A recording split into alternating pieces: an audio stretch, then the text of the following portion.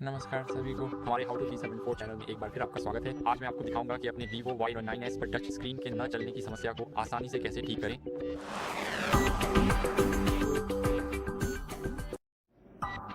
तो सबसे पहले चलिए अपने फ़ोन में चलते हैं। अभी कुछ भी मत कीजिए, बस फ़िलहाल इसे पूरी तरह से बंद करने की कोशिश करें और अपने स्क्रीन प्रोटेक्टर ऑफ केस को भी हटा दें, क्योंकि ये काफ़ी ज़्यादा हस्तक्षेप कर सकते हैं। तो मैं अभी अपना केस हटा देता हूँ, जैसा कि आप स्पष्ट रूप से देख सकते हैं। अब अगर केस अच्छी तरह से नहीं बना है तो इसमें यहाँ थोड़ी सी गोलाई हो सकती है।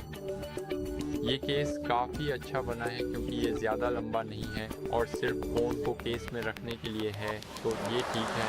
लेकिन अगर कोई केस ख़राब है तो वह काफ़ी लंबा हो सकता है और इससे टच स्क्रीन भी काम नहीं कर सकती। इसलिए केस खरीदने या अपने डिवाइस पर लगाने से पहले उन्हें ज़रूर जांच लें।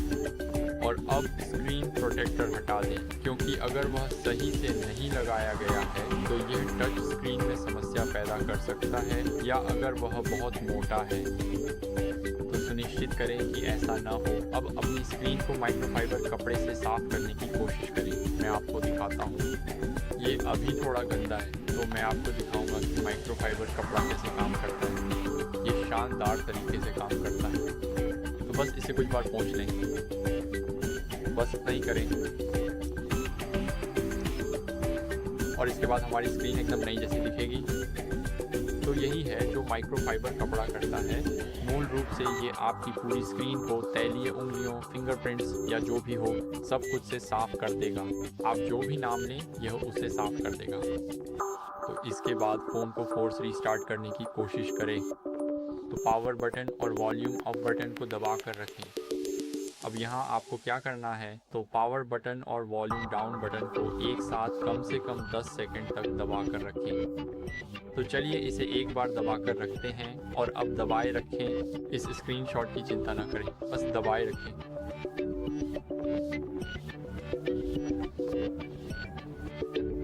और अब स्क्रीन काली हो गई है और अब हमें बस वाइब्रेशन का इंतज़ार करना है। और अब हमारा फ़ोन फोर्स रीस्टार्ट हो रहा है। तो मैं आपसे मिलूँगा जब मेरा फ़ोन रीस्टार्ट हो जाएगा।